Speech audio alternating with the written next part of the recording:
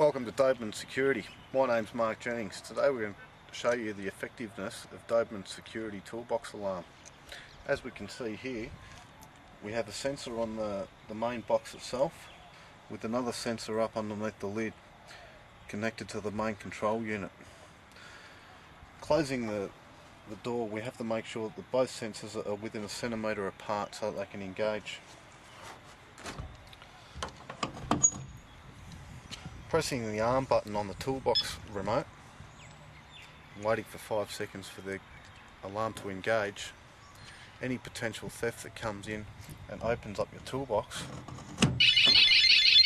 sounding an alarm.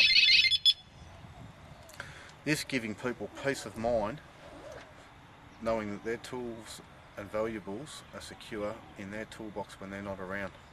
Thank you very much for today's demonstration.